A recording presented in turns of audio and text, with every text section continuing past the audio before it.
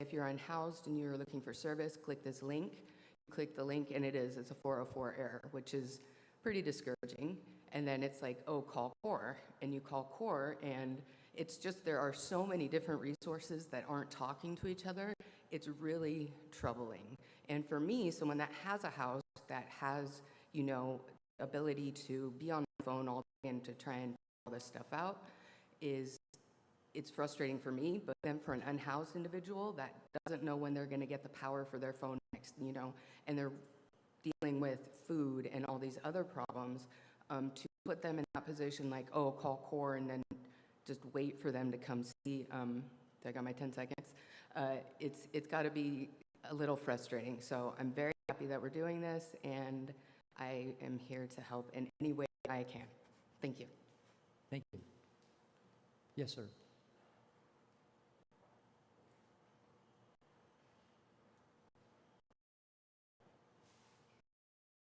My name is Sal Sobrani. Good afternoon. I worked at the steel mill for a lot of years, and we went through many times vision, mission, values. So you want your people who are working for you to go towards the vision when they're making decisions. And Antioch is a desired destination in the Bay Area, is what your vision is. Building on our historic legacy, bright opportunity, saying you need something like Antioch is the desired city to live in. And your people should be making decisions based on that. What can I do to make it desirable? In the vision, I've never had to try to say how we're going to do it. It's here's where we want to go. People then do that. The mission is to expand on that, and then on that, and then the values are important to specify each one and maybe put a statement what you mean by each one. So it's great that you guys are working on this. I really appreciate it. Thank you. All right. Thank you. Anybody else like to speak on this? All right. Thank you very much. We are now on to our next item, which is... I got it, Mayor. Oh. Successes. Successes, yes.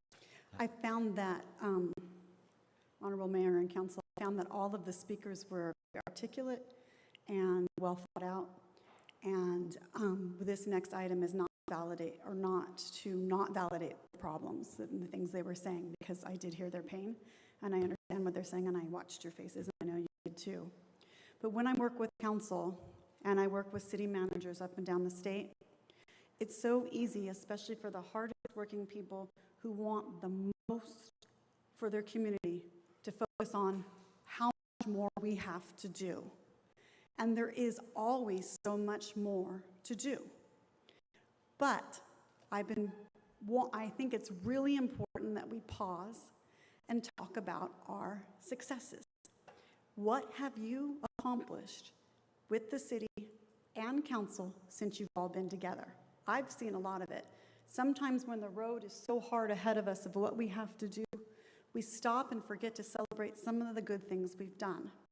So we are going to spend a few minutes. I've asked each of council ahead of time to list their group successes, and I will start with you, Mr. Mayor. All right, thank you. So I have a whole bunch of them, so I'll run down a few of them. Give them all to us. We have 3 new restaurants downtown and 2nd and G Street, ready to open up another one. Outdoor dining at Smith's Landing. We are in the process of recruiting for a city attorney and assistant city attorney.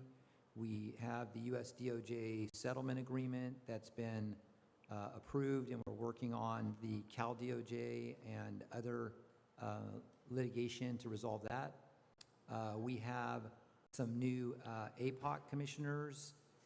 We're working on updated ordinance and code of conduct and training, things like that for that group, which will also transfer across other commissions. So we're working on that. We have a new permanent police chief And I believe as of a couple days ago, or middle of last week, we swore in 2 new officers. I think we're at 85 officers, but we have more in the academy, more getting ready to come out. We have a community-engaged police department that is out at events. They're out at neighborhood watch programs, or they're in the community, and that is a priority for them as the culture for the police department is being developed, so that it is very deliberate in making sure that they're addressing the needs of all of our community. We approved 24 new police cars, new SWAT vehicles, new technology, a new eBricks radio tower and communication system, a Sycamore Square substation. We have representation on the Contra Costa Transportation Authority Board and the Countywide Transportation Plan Subcommittee through the mayor. We've approved a grant writer for the city. We have farmers market that is serving, what I'm told, a couple thousand people a week. That was opened up within 7 weeks of when it was initially discussed, which normally takes 7 months or more, which is a great testament to our staff's diligence in identifying and understanding the importance of something like that, which is then turned into an artisan Sundays. So the second Sundays now coincide with the farmers market. So that's bringing a lot more people downtown as well. As you mentioned earlier, we had an amazing Juneteenth event. Our 4th of July event was off the hook.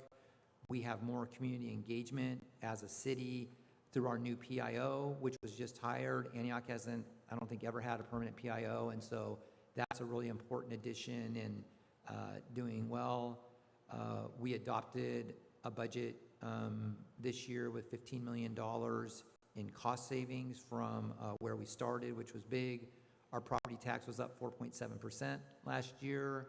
Our homicides have gone from 16 last year over the entire year. We're at 3 right now, which is an amazing increase. Shootings are down, violent crime is down, auto thefts are down. Homelessness, through our recent point in time count, was down 42% from 413 down to 236 in the last year. We've hired a full-time core team, which serves Antioch specifically and is able to better meet the needs of our homelessness here in Antioch, which is a huge help to making sure that we are more deliberate about addressing what Erica was talking about and coordinating our efforts. Walmart made a $13 million investment in expanding their facility for pickups and rebuilding their place there. We have just recently hired a new community development and economic development director, which is going to help us focus in those 2 areas on a permanent basis. We have reestablished relationships with the county, working with fire, mental health, crisis response A3, homelessness. We're working towards an African American wellness hub, which is a very big initiative for our community and very important. We've had a reduction in sideshows in the city. We made a $350,000 investment in the Amtrak station to hopefully help folks, help the Amtrak, BNSF, the Rail Authority, San Joaquin Rail Authority reconsider decommissioning that station. We put out a RFP for the Lynn House Art Gallery building, put out a marina RFP. We have more proactive code enforcement when it comes to homeless encampments along our main corridors and in our neighborhoods and in our businesses. We've started or reestablished neighborhood watch and business watch programs, which post-COVID had dwindled down. We're doing monthly community cleanups. We have put people in the Opportunity Village Motel on a $6.8 million ERF funding that's going to help between 30 and 50, hopefully more individuals, not just get off the street, but have permanent housing. We are pursuing Antioch Unified School District joint meetings with the City Council, which is really important as far as our relationship with that group of folks and working together because they're all of our kids. We are having this priority setting, which is something that's very important. We're making improvements to See, Click, Fix, which is a way for the community to communicate with the city about things that they see that are need. We're revamping how we approach economic development through the combined Community Development and Economic Development Department. We are increasing PD staffing. We have staffing at 105 proposed, going to 117, hopefully in fiscal year 27. And that's it. May I approach? May I approach? Yes. First of all, I want to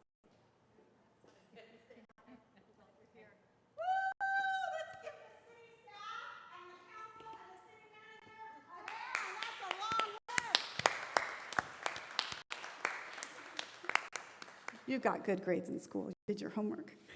Thank you. That's why I'm so proud to work with all of you. There is so much more to be done. And there's always more to be done. But every once in a while, pause and celebrate what you have succeeded at. That was amazing. I don't want to break protocol, and I don't know what order you all go in for me to call them. You can go ahead. People want to just raise their hand if they want to go next. Who wants to go next? All right, Mayor Pro Tem, give us your list. Well, I have a list here, and as I was listening to Mayor Bernal speak, I was checking off each of them, because he covered a number of the... You must have So, hands to so check I'll off. try to, share some of what I don't think he highlighted.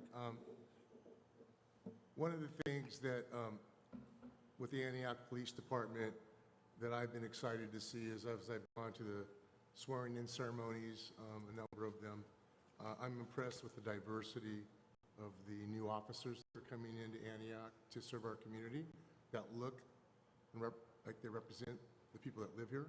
So I appreciate the diversity and the recruitment that's going on. And let's see here. One of the other things I'd like to say is, and I think you mentioned it, Mayor Bernal, was we held a number of work-study sessions that were long, late into the evening, many nights, but I think it was well worth it because we all learned together how each department operates, what the budgets are for each department, and the challenges moving forward when we needed to look at a reduction in city budgets. So I think we did it together. We were able to develop a fiscally responsible budget for 25-26, and we're working as we go forward in real time to have quarterly reviews for 2027. Today was a big celebration for the Blackish Desalinization grand opening today, which was well noticed, and there was representatives from up and down the state and from our neighboring cities on a project that started way back when I believe the mayor was working in Public Works, possibly, to see it come so many years later to the point that it's going to make a difference for the residents of not only our community, but with the region. Also, Councilmember Torres Walker and I don't know if I'm still in her thumber, but I'm going to say this, with the standing committee with the CDBG, Community Development Block Grant, and looking at the housing successor funds that are available, it's really incredible the number of programs that support our low income, our most vulnerable seniors, our youth and families, anywhere from rental assistance to helping our elderly or seniors with repairs to their homes that they can't afford, crisis counseling, social work. There's just an array of services for food insecurity, shelter. There's just a range of services that maybe much is being done. It was just really eye-opening to see. It's not enough, but I was really impressed to see how much we are doing of outreach and support and how we're looking to reallocate some of the housing successor funds to better serve our most vulnerable community, to keep them either in the homes that they're in, provide shelter if they don't have it, or find services for them on a regional level. Last couple things I'll say, because I don't want to steal the thunder of my colleagues. I'm sure there's as well. Successful youth empowerment internship programs. As a past principal, it always brings me great joy to see the wonderful things that young people do and to see them be empowered through working in our departments, through internships. I always think that it's an investment in our future. So I'm always proud to see what we're doing for our youth. And then this building right next to us, the senior center, that you mentioned earlier, the high engagement of our seniors in this community is quite amazing, that they have a safe place that they can go to, interact with others.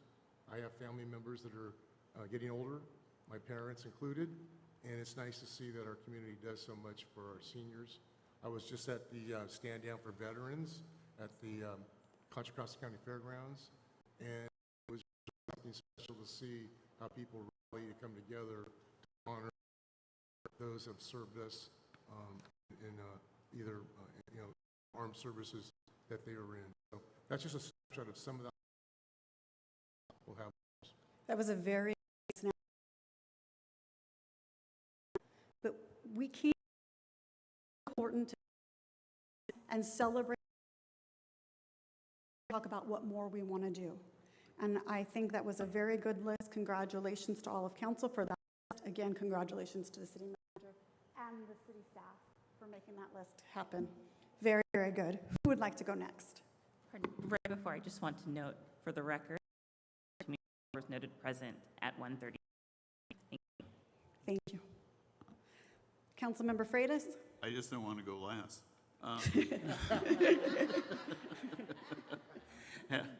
A couple of other things I would underscore. The hiring of the monitor I thought was extremely important to making sure that we did move forward, and we did in an expeditious manner. So I would include the hiring of the monitor for the federal DOJ agreement. The other is the reintroduction of the Neighborhood Watch program. And frankly, the council, the staff, the community.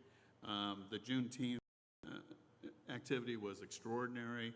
A national night out, relationships with the Antioch Unified School District. The other thing that I would say is the active support that the council has for the Antioch Police Oversight. I think that's very important for eventual success, and I think that we've been very dedicated. There's no question about the 7 months of what was Hades, going through the budgetary process, but I think that's extraordinarily important. And I think that will be happening is instituting monthly financial reports to keep the city council, staff, and community aware of all the budgetary matters in order to be proactive versus reactive to any and all financial matters. The other that has come up several times is consideration of what we call Proposition 218 elections, that for fees, charges, and assessments that need to be reviewed, updated, and current to reflect the true cost of providing these particular services. The grant writer, I'm excited about that. The other is consider repurposing some of our city-owned properties. Councilmember Torres Walker and I had a tour. Shahad Wright from Park organized that, and it was extraordinarily exciting to see a building that, for all intents and purposes, at rotting, being repurposed. And I think that's true for a lot of city properties. The other, and I thank the mayor and staff for filling vacant board and commission seats expeditiously instead of letting them just sit, taking a very proactive position on that. The other is that to establish an onboarding process for all boards, commissions, the city council, including adopting a code of conduct. Councilmember Tamisha Walker and I are very focused on the cannabis committee, and we are reviewing the city ordinance that's creating this. We are asking for detailed information with regards to revenues, social equity requirements, and for future consideration by the city council. The other, during the budget, I was very happy, I think the city council completely was, when Park and Recreation Department came forward and suggested new proposals, kind of out-of-box proposals on how to generate new revenue streams. And I thought it was great. It was something that I think we should certainly focus on in the future. And the other, of course, is tonight, a very successful dedication and desalinization plant. That was a great list. Thank you, Councilmember Freitas. Congratulations again to you for making that happen. It's so important to know where we've been before we talk about where we're going. Who would like to go next? Okay, thank you, Councilmember Wilson. I'm going to go through my list. I know some of the things have already been said. The desal brackish water plant, as we saw today, we had our dedication. That was 13 plus years in the making, so happy to see that's on board. Really excited about the Juneteenth celebration we had this past June. Never seen so many people in the community come out and take part in that event, and it was just wonderful seeing so many celebrate that event. Our department head spots are getting filled. I'm happy to see that. Excited about our new COM and Economic Development Director position being filled. Each of the districts successfully having their own meetings. Definitely, I know in District 4, we had the barbershop meeting for District 4 that went really well and was very well attended. Public Works leadership, I have to give them a high five. Really good work that they're doing there. We finally got a lobbying firm that helps represent us on the federal and the state level. What I'm hearing from my connections up in Sacramento and in Washington, D.C., that they're like, Antioch we're hearing about Antioch. We heard nothing in the past, and now you guys have that's a voice for us up there, and now they're taking note. So I'm so happy after years of saying we need a lobbying firm. Myself, city manager, and Mayor Pro Tem Rocha had a very successful trip to Washington, D.C. Again, in front of not only our representative, but different departments that impact our community to hopefully get funding and have them realize the work that we're doing and really being supportive of that. We hired a PIO, there he is, he's right back there, who's doing a great job of really getting positive information out there about Antioch to combat some of the negative that's out there, and I have to tip my hat to him. We have a great partnership with both Delta Diablo and Tri-Delta, but in particular with Delta Diablo. Without that relationship, the brackish water plant, desal plant wouldn't be here. We really needed that partnership to make that become a reality for us. New police chief, yay, Chief Behill, but yay, still seeing Chief Addington here, so happy to still see his face. The reopening of Opportunity Landing, youth engagement, and our youth being uplifted. Antioch Council of Teens is going strong. I happened to pass by one of their meetings, yay, Montserrat, their meetings, and it was packed. The youth are engaged and want to be engaged, so I was really happy to see that. Our mental health response team, the Angelo Quinto mental health response team, is still going strong in spite of their hours being cut. They're definitely a valuable asset to our community, and people have approached me to talk about their as a council are starting to gel. We're getting along. We may not be where 100%, but I see that we are starting to work together. Although there was a lot of hoo-ha out there that we weren't going to get along, but I see that we're starting to get along, so I'm happy about that, and I'm going to stop my list right there. That was a very good list. Congratulations, and congratulations to all of you on that list. Excellent. Thank you for making the time. I appreciate it. Councilwoman Torres Walker. Thank you. It's a lot going on. Appreciate everybody creating the list and saying everything. First, I want to thank the police chief, the city manager, and the Department of Public Safety and Community Resources for the reductions that we're seeing in harm and violence in our community.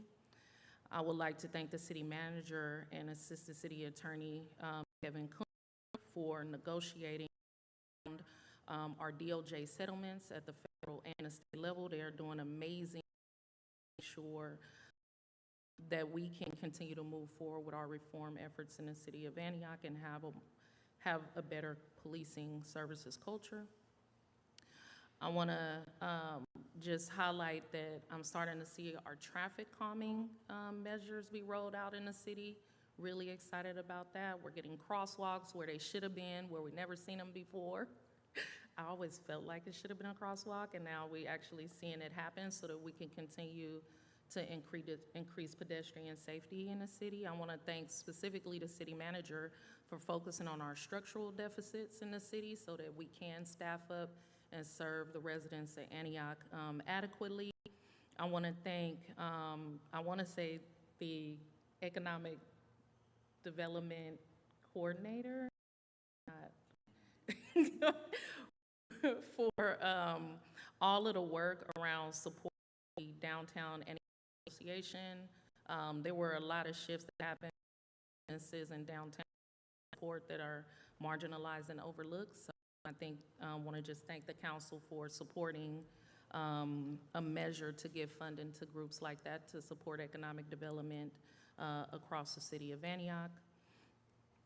And again, thank the Department of Public Safety and Community Resources for increasing our public-private partnerships here in the city. We now have more nonprofit partnerships than we've ever had in this city, serving our communities, our most vulnerable communities, filling the gaps that government normally does not fill. And you know, it's been a long time. We're seeing a lot of impact right now, and it wouldn't be proper if I didn't thank the former city council for all of the work to get to the point where we are now. That was a fantastic list. Thank you for taking the time to do it, and thank you for reading it out. I appreciate it. I'm now going to turn to the city manager because I asked her to do a list too. Thank you so much. I would be remiss if I didn't say that the city manager, council manager form of government means that we're one body and one voice, so their wins are also our wins. So to piggyback on what they've done, I just want to make sure that everybody knows that something I count as a win is that not only do we have an amazing PIO, but that he's also streamlined our communication process and structures and has brought data in to tell us how we're doing. Our platform that shows how we're doing our city called Critical Insights. Antioch is trending from the negative in the news cycle to the positive faster than most cities that they've seen.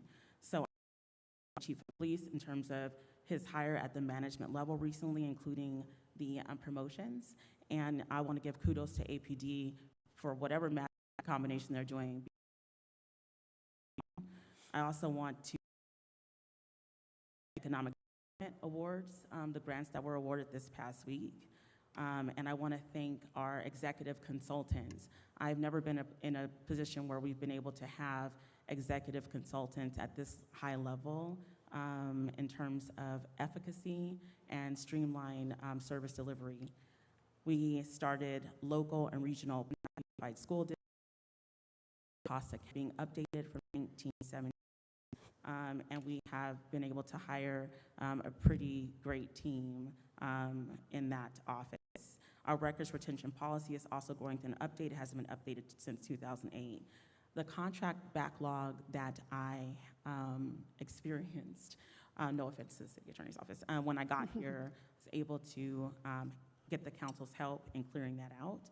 And so now we're back on track and having real-time functional contracts administration. In terms of IS, it's a big deal to be able to stream.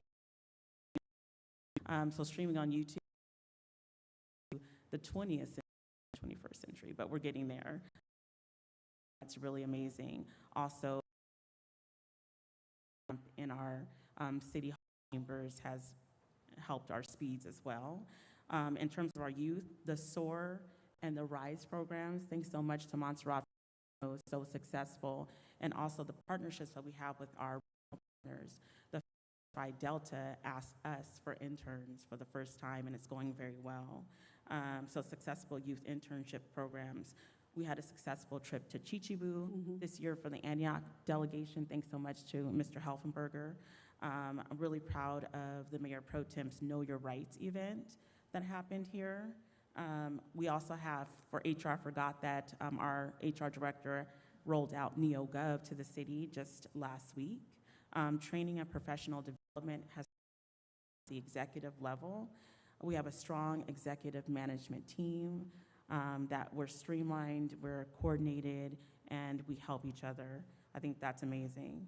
I think staff has had the most creative budget mitigation strategies in terms of one department to streamline our citations and getting citations to be actually collected. Federal and legislative lobbyists, and then executive hiring across PIO, our Chief of Police, Public Works Director. I believe that by the end of next month, we will have every executive position filled in the city. What a list. Congratulations. Even though we have more to go, don't forget you accomplished all of this in 7 months. And sometimes when we have the weight of the community and the heart and the energy of the community that you want to keep doing better and keep doing better, forget to stop and celebrate what we've done. I love what the city manager said about one voice and one can have debates and conflicts and open air discussions that are free flowing. That's what it's supposed to do. But one team accomplished all of this. I would like everyone in the room to please give all of yourselves a hand.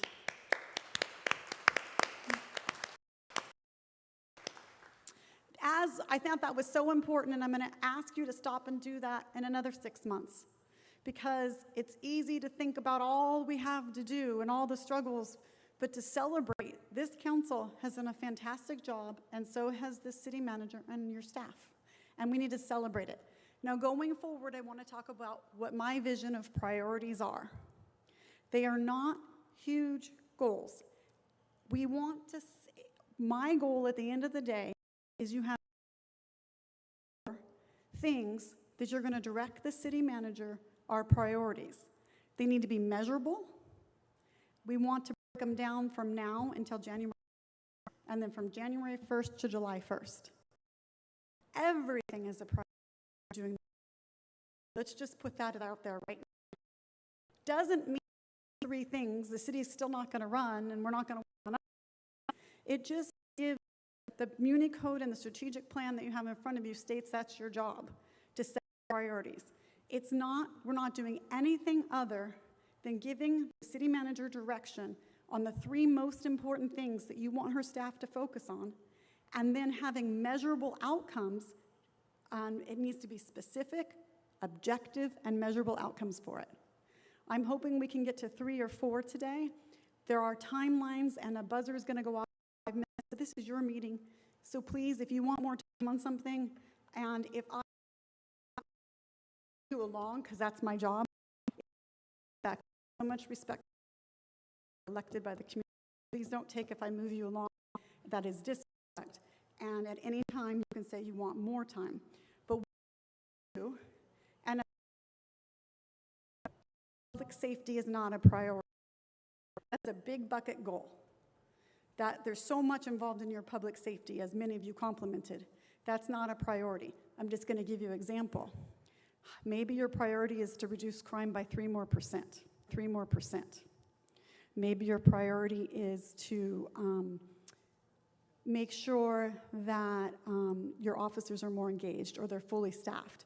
It has to be a measurable, specific thing that we can then turn to the city manager and she can direct her staff, and then you all can measure, was that done? But it's hard doing priorities. I've done this with several councils. I want to just be honest. It is difficult, but once a priority is achieved and it's achieved ahead of time, you all can put another priority.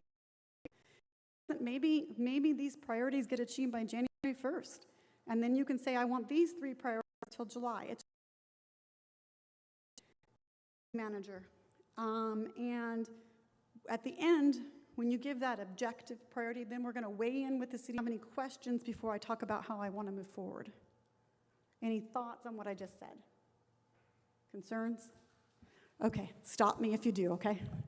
All right, you have in front of you white pieces of paper. They're blank paper from my printer in my house in Yorba Linda. Will you please grab them? And you have big black markers in front of you, or you should. I put markers in front of everybody. Let's say 5 minutes, but if you need more time, just raise your hand. And I'm going to want each of you to not look at anybody else's paper and write 3 priorities you think should be priorities to give direction to the city manager and her staff from now until January 1st. And then we want to see, most likely what it is 3 priorities, and we want progress by January 1st, and then progress by July 1st. So I'm going to give you 5 minutes. If you need more time, I'll check back in with you and write down what your 3, if it was just you deciding, the 3 priorities you would want done. And we'll see where you're at. Thank you.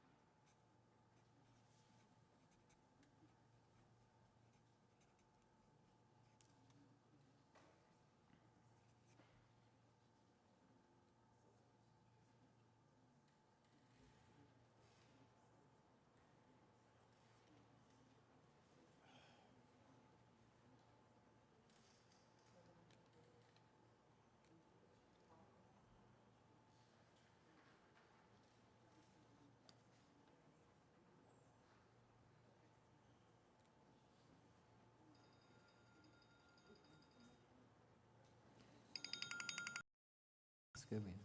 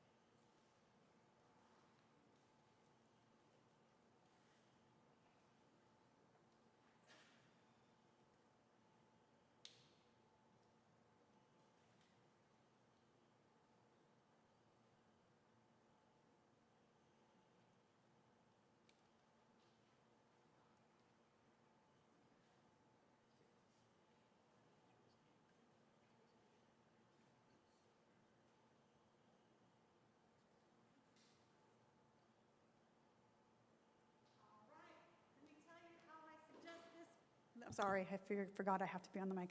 Let me tell you how I suggest this works. We are going to read your priorities. And at the end, then we're going to have a conversation. Who you're trying to convince is your fellow council members of open discussion. So we're going to give you each 3 to 5 minutes. We'll do 5, if that's okay, Madam Clerk, to talk about why those are your priorities. Because basically, if 3 of you make it a priority, well, we're going to have open discussion. We get to change it. We want to change each other's mind. Maybe 5 of you will make it a priority. So we're going to give each of you 5 minutes to discuss this priorities, discuss the specificity of it, and then why those are your priorities. You're really talking to each other to make sure that maybe you can convince your fellow council and we can get some consensus.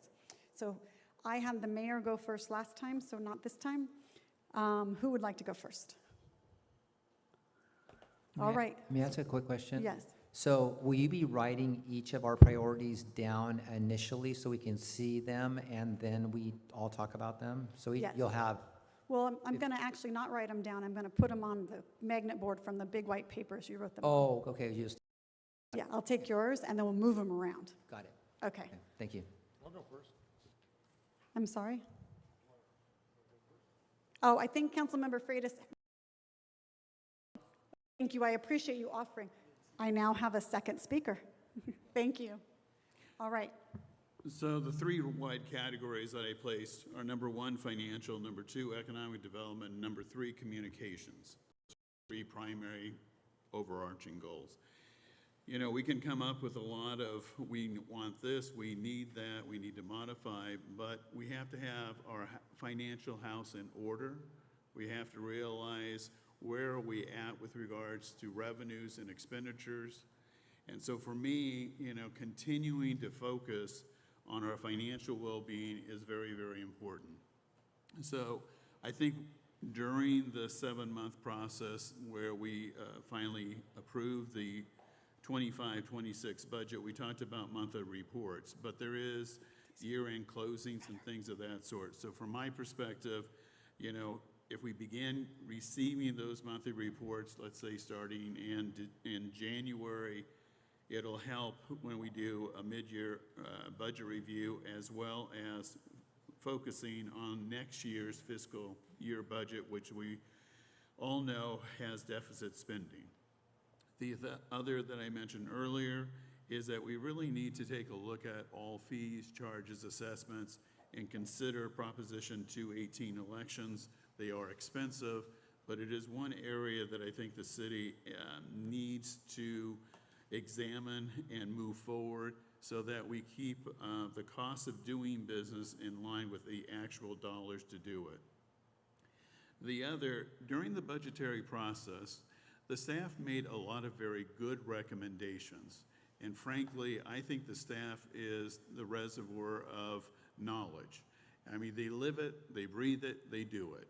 And having some of those recommendations come back to council, I think, are important. I mentioned earlier, Park and Recreation made some suggestions with regard to generating revenue. But we need to see those suggestions and kind of in a uniform manner, and then the council would have the opportunity to pick and choose, particularly for the following 6 months.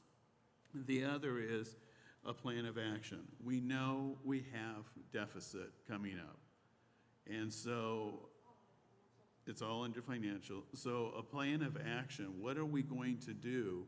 How are we going to do it? What are the legal parameters of us taking specific actions? Because some items are legally mandated, some are, you know, up to the city council, and we need to distinguish what is required and what do we have to discern and put forward. So that's number 1. Number 2, economic development. There are only 2 sources of revenue in the city primarily, and that is sales tax revenue and that's property tax revenue. We need to have an extremely robust economic development plan, an action plan, and I think, frankly, we need to target businesses employing 25 or more employees. Oftentimes, we get too myopic, and we think, gee, if we hire 3 to 5 employees, isn't that great? In my opinion, that's a step forward, but it's certainly not going to give us the type of revenue that we need to have. And so I think that we need to target exactly what types of businesses we want in our community. I remember doing studies before. Healthcare, senior services were some of the ones that, have come when I worked with Kaiser Permanente and citing the hospital here in Antioch. They had particular goals. Most people look at Kaiser Permanente Hospital and think that's it. It isn't. Only half of their master plan has actually been implemented. And part of that is based on how many people they will have subscribed, to their particular program. But I think that oftentimes, and, as a lifelong resident, I have, focus on the downtown. But frankly, we are hurting citywide.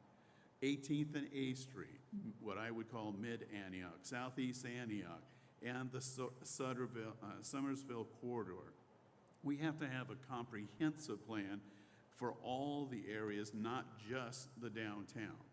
And oftentimes, that's the only item that is spoken. But when you walk door to door, you have community meetings, people who live in the various districts, they complain. Summersville says we don't have a grocery store. Last is communications.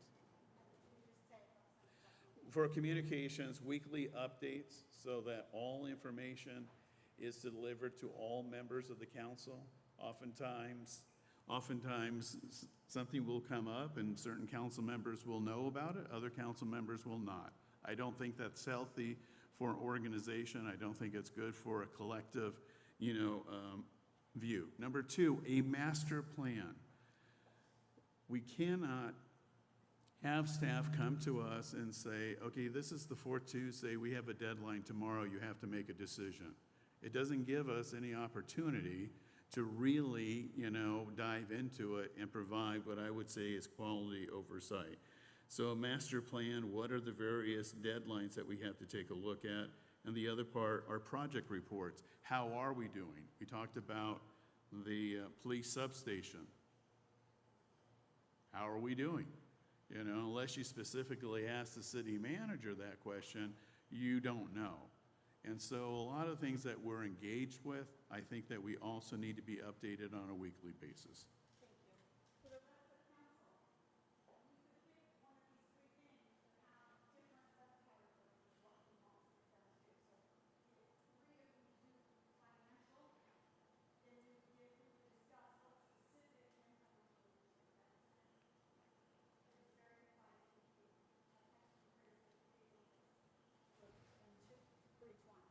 So just, if you pick one of these, then we're going to have a further conversation about the subcategories. Thank you very much.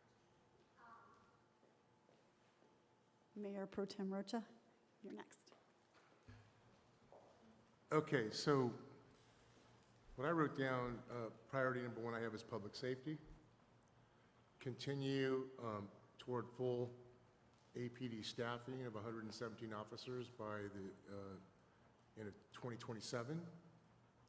Proceed forward working in collaboration with the federal and Cal DOJ on police reform initiatives. Rebuild the culture of the community policing that will develop trust and positive relationships with our community by actions, not just words. So number one for me is public safety. Number two, I put down economic and code enforcement. I think they go hand in hand. I put economic development, support of local business owners, and recruitment of new business opportunities throughout the city of Antioch that will help grow revenue of our general fund, that will, in order to support valuable community services. As part of our economic plan, we must support the staffing of our code enforcement to hold vacant property landlords accountable for maintaining or selling their dilapidated dwellings. With buildings that sit boarded up and closed, it attracts problems. We've had fires, we've had other issues that have occurred in our community that cause a risk of safety.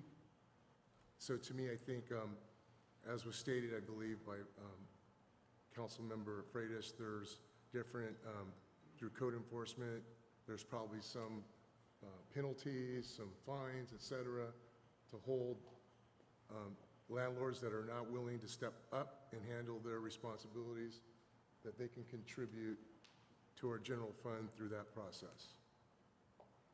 Number 3, I put down housing support and community resources for our most vulnerable community of youth. Oh, this went dead. Youth, families, seniors, youth, families, and our seniors. Where am I at? Okay, in our unhoused community. We need to be proactive to utilize our housing support and CDBG funding to prevent our community from becoming homeless.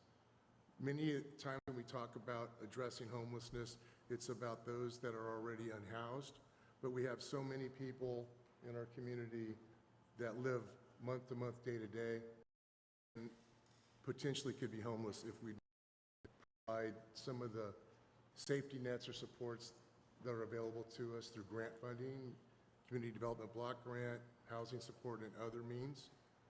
We must also continue to work regionally with our county and the state for housing support for our unhoused community. Opportunity Village is a prime example of what can be done and what can be accomplished with that partnership. Home Key is another California funding source that we applied for, and we're hopeful that we might be able to make happen because it affects our youth, our families, our seniors, and our veterans.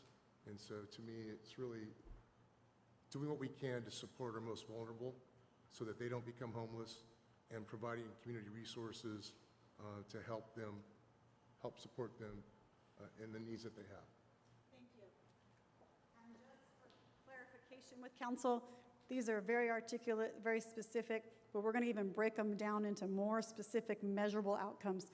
Like you could say, did Tracy come on time today, yes or no? We're going to get them very objectifiable so that we can have accountability and clear communication. One of the things I wanted to say, I don't know if I captured it, on economic,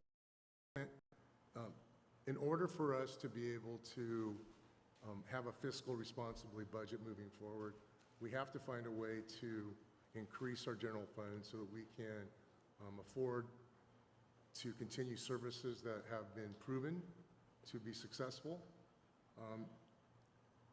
Considering what's going on in the federal government right now, and even in the state, we don't know what additional funding will be available. So we have to, I think, roll up our sleeves and come up with ways to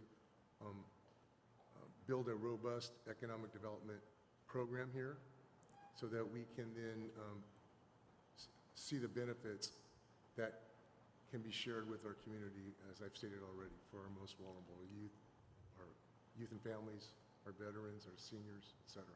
Thank you. Thank you. Madam Clerk, to be fair to all council, will you have the bell go off, please? Yes. Thank you.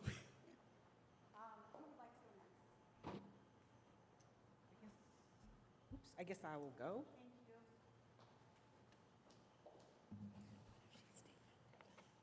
So first, mine's under operations. Really would like to see our operational, finishing our operational assessment. In particular, making sure we have the right positions for right now. Just because the position we have right now worked 20 years ago, does that position work now for us? Making sure that positions we have are in the right department, really doing it over an review and assessment of operationally how we as a city are functioning. So that was number one for me. Number two, I guess would fall under economic development, and that would be two things. Determining sectors that would be a benefit to Antioch, really stepping back and doing a research on what areas are well with what we have here in the city. Not necessarily picking industries. I threw a couple of industries out, such as biomedical, environmental, potentially technology, and then looking at areas that are underutilized. For example, our ports. I know we have imports there, but there could be more there. Are we utilizing that port slip in a way that benefits us and that could potentially bring in revenue? And then 3 goes back to, I think one of the goals that we had previously about striving for healthy communities and human services. how are we focusing on the health and wellness of our community? Are we looking at things that, how many gyms do we have in compared to healthy food options? If we have 100, I'm just throwing a number out there. If we have 100 gyms and only one healthy food option, I think there's an imbalance there.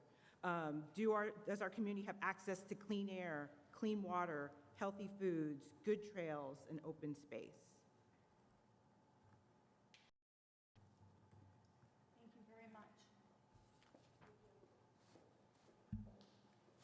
Since we started with Mayor Bernal, can we go to Councilmember Torres Walker next? I don't even know if I got to 3 because I just have so many. But my top one is kind of related to what other folks said, but I think it's really important to have an economic development strategic plan by January of next year that speaks to some of what we talked about. I feel like, I know we're working on like the overall city vision and strategic plan, and I just feel like knowing that all of what some of the council has said, some of the assessment of the city manager goes into an actual strategic plan as a guideline for economic development, and not like 2 years from now. And then the other priority was at least, and I don't know how possible this is, but I'm just being inspirational because I would like to see at least 50% of the CIP traffic calming measures completed by the summer of 2026. Can you give me 1 second? I want to make sure I get it all right. CIP traffic. At least 50% of the CIP traffic calming measures implemented by the summer of 2026. Thank you. I just want to make sure I got it right.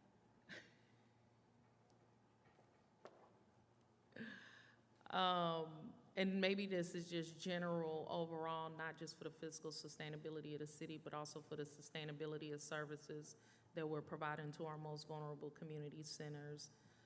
At least a 3% increase in our public-private partnerships to bring resources to the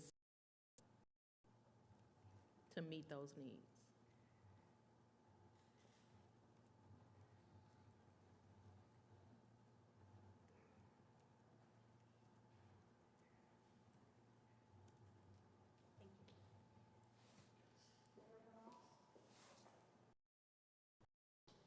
Yeah, so my first one was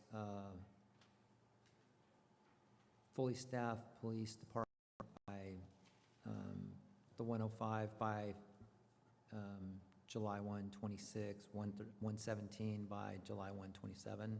I'm sorry, can you say those two again? 105 sworn by July 1, 2026, and 117 by July 1, 2027. Thank you. Included within that is that the U.S. DOJ MOA is progressing satisfactorily with regular updates on that, and that our Cal DOJ and other related outstanding litigation is concluded as well. And I know there's things outside of our control, but it's very important for us to conclude those discussions so that we know exactly what we need to do moving forward as a city and a police department. As far as economic development, which is another one, there's a couple of subsections. I'm going to kind of combine a couple things because other people did, so I'm going to that's a good strategy. Kill 2 birds in 1 stone. I would like to see a fully staffed and operable code enforcement division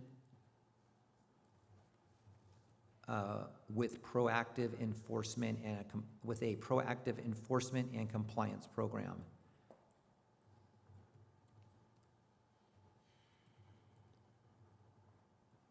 With a focus on blighted and vacant properties commercial and downtown being the highest priority of that priority.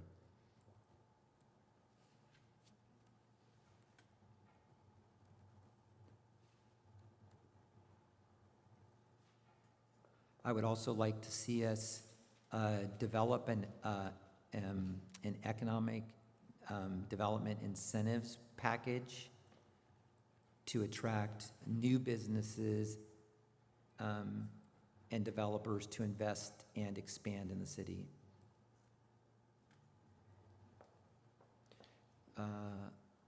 Then financially, I would like to see us adopt a fiscal year 2027 budget. Is this under economic development? No, this is under financial.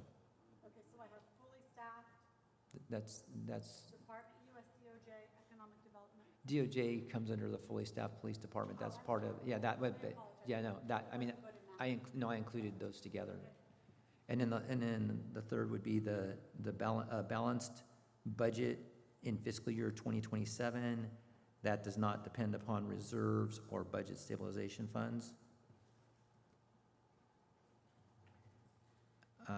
And includes a written revenue enhancement plan.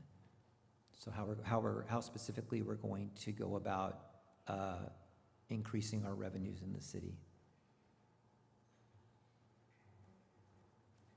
I apologize if I getting the numbers wrong. That's right.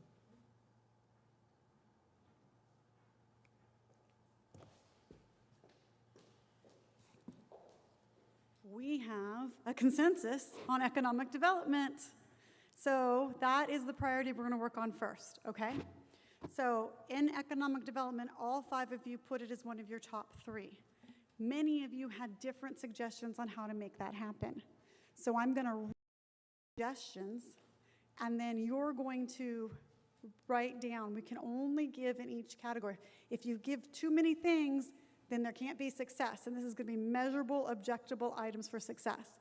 So I want to break it down and see if we can get consensus on what making economic development a priority means.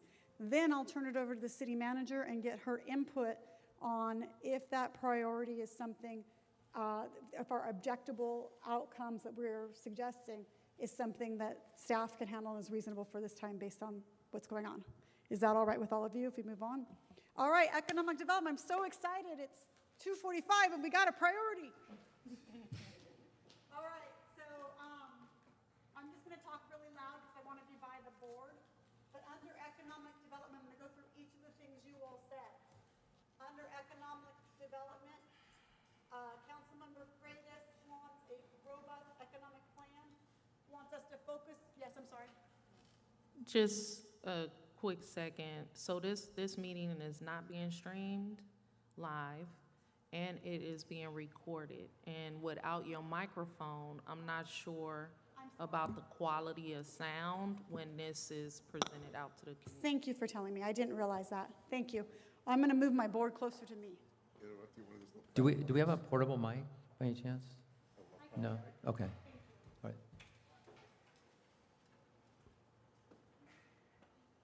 You have to invest in one of those lapel mics. Thank you so much. All right. I just got so excited that we had a priority. All right, economic development. These, and if I misquote or can't read my notes, please correct me on what your suggestions were. And then I'm going to ask each of you to write down what you think the 3 focuses on economic development should be. Robust economic plan, focusing on 25 employees or more businesses, targeting businesses, and a comprehensive plan, not just for the downtown area, for all areas. Did I get that correct? Thank you. Then we have economic development,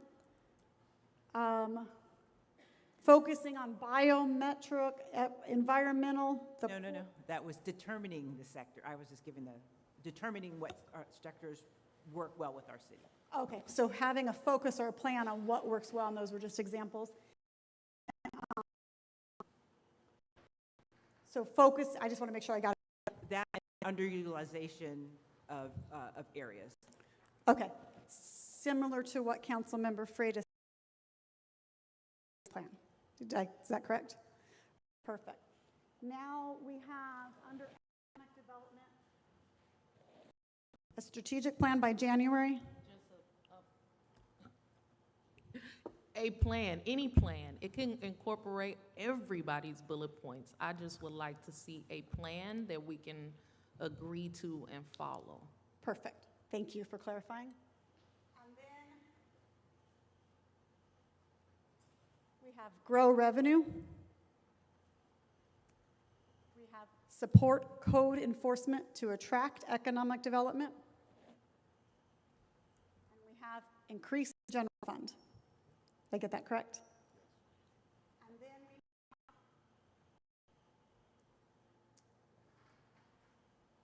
have another fully staffed code enforcement. We have compliance and making sure that we have compliance and focus on blight.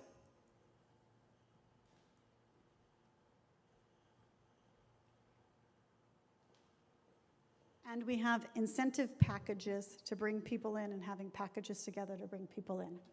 Did I correctly summarize that, Mayor Bernal? Yes. Okay. So now your homework is to write down, if we can only give 3 things to focus on economic development, and now we want them to be specific and measurable, what would those 3 things be for this priority? And we'll give them, we lost Madam Clerk. Oh, thank you for helping. Thank you. We'll give them 3 minutes. Oh, the one she just read off? I know she read them off, but I didn't write them down. Hey, Tracy, I'm not sure everybody wrote down the list you just read off. Would you like me to read it I again? didn't write them down, yeah. Yeah, I wrote them down. I mean, I typed them down, but Would you want me to read them again? I'm guilty. you, I was gonna say, could you, well, that's not a whiteboard, is it? I was gonna say, could you write down the options and then we could rank? Oh, thank you. Like if there's 5 or 6, then we'll. I'm going to need the assistance of Council Member Wilson, because I just flipped my board. Can you help me with what your great notes? And Mayor Bernal? Yes, I'll write it on the board. I have the notes of what everybody said, and then the bullet point notes she just gave. Can you read the bullet points? You want me to read the bullet points? Can you read the bullet points that I just read? Okay, you said plan, develop a plan. By January 2021. Yes, I'm sorry, January 2026. yes. 27. 6. Grow revenue was another one you said?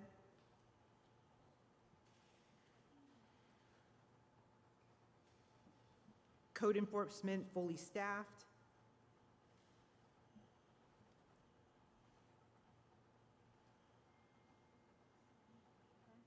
Increased general fund.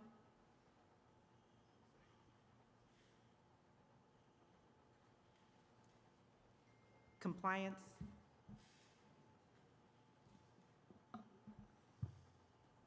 Focus on blight.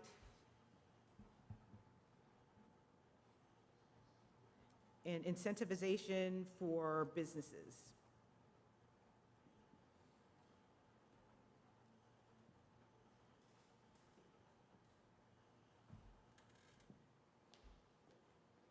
I don't know. and then I had robust economic development plan focusing on 25 or more employee businesses, focusing not on just downtown, but all of Antioch. Yes, Is that correct? Yes. Right. And the other one I had, I don't know if you got caught already, is what works well for the city for underused. Is that correct, Councilmember Wilson?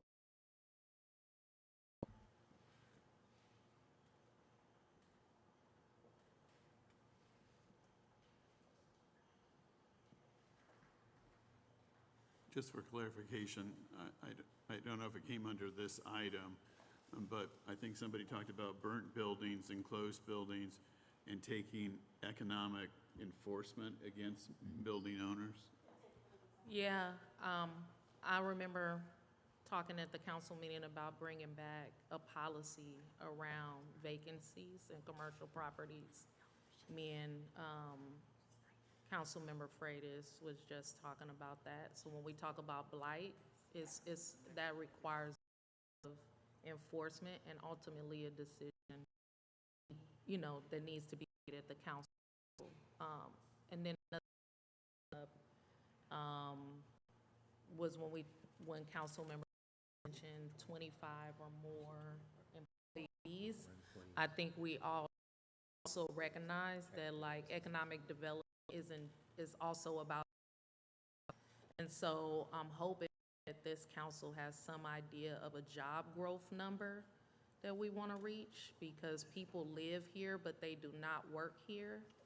And that also impacts, our revenue. When people shop where they work, eat where they work, they're not spending those dollars here in Antioch. Thank you. I feel like we got them all now. Does everybody feel like we got them all? One thing that Councilmember Torres Walker just said was something for council to decide, a blight focus to be brought to council to decide. And we can do that in addition, because that would be something you all would decide. We can do that in addition to the 3 things that we're going to be very specific giving the city manager to do. And I'd just like to add that related to a council decision on, say, like a vacant parcel tax or something like that, our current ordinance allows us to code enforce, to cite, to fine, to bring about compliance in that regard. So I believe there's tools in place for code enforcement to go right now and start doing things, and then we can add additional tools to our toolbox of other things we can do. So to me, we can start now with what we have, and then we could add more to it. Okay. Yeah, And- I agree that we do currently have tools around enforcement. However, they are not strong. Right. And so when I talk about making a legislative decision, I'm talking about a strong legislative decision that could also potentially lead to taking somebody's property from them, right? I think that, we need a stronger piece, because what we're doing now is we're fining people and people are paying the fine and then nothing happens, right? So we need something stronger at that level. So continue the enforcement we currently have, and this council hopefully making a decision legislatively to do something a lot stronger. So this would be something we would ask the city manager to bring to council to have a discussion about. It's been requested to come to council for discussion. Okay, thank you for explaining that to me.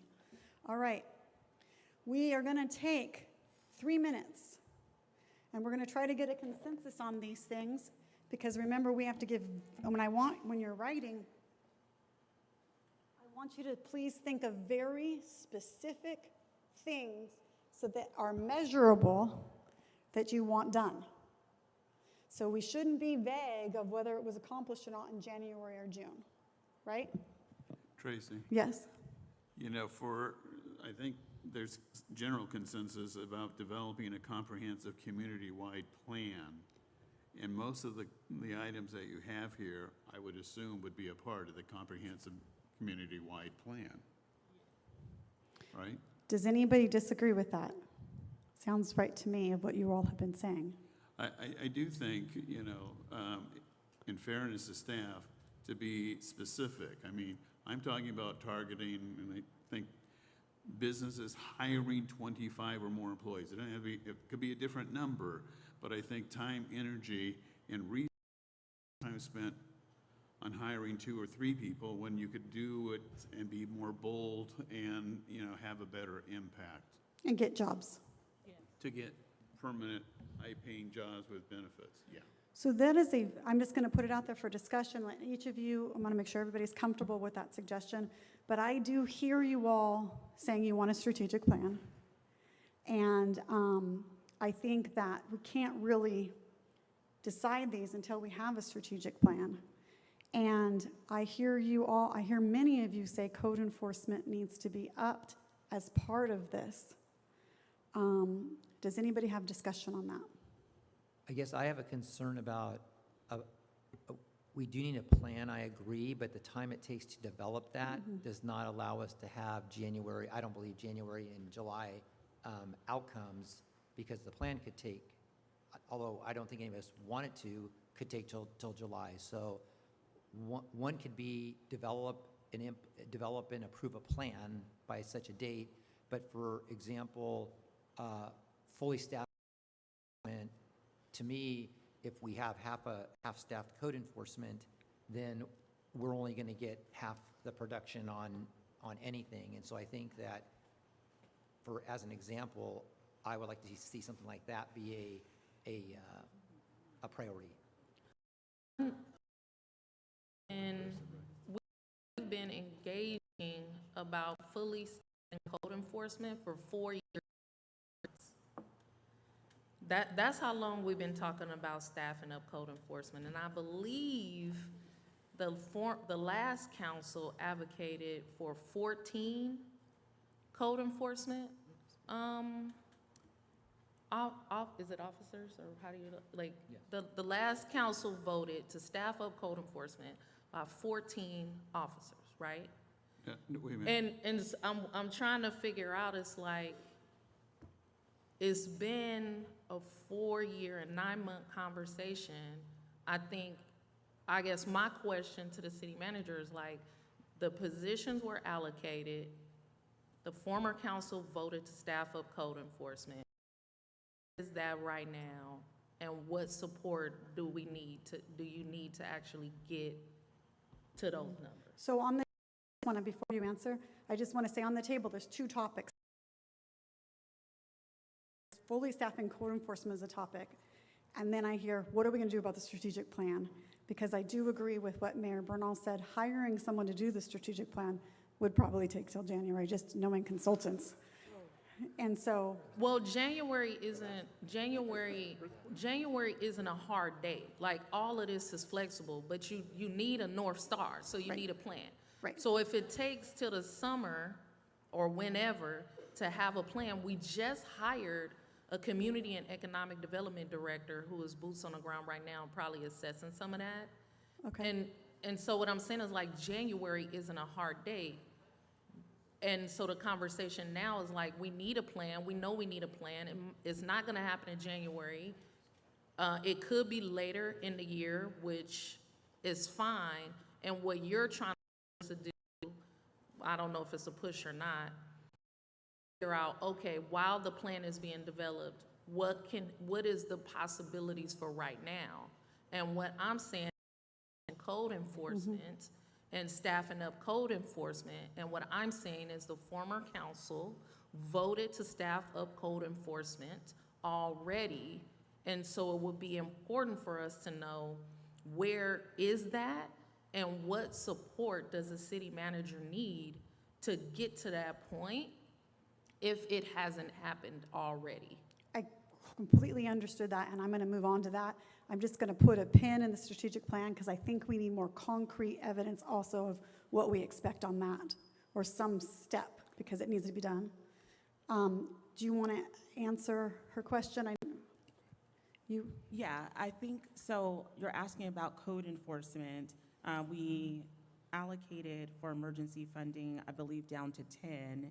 We have 8 now, so this isn't actually about the number of field positions. We have more code enforcement officers than we've ever had. I think at one point we were up to 9. This is about the program and the carrying out of the program with metrics, key performance indicators, and actual impact, which is why we have our operational assessment.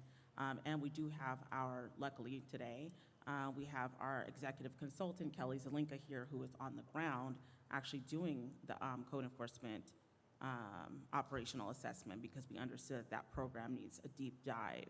So I think the realistic answer is that proactive compliance, as well as where should the code enforcement team be housed, as well as what does it look like to have a downtown code enforcement officer, commercial, to actually, have a plan, a program manual, and a training manual is already being addressed and is doable in terms of a measurable, specific goal.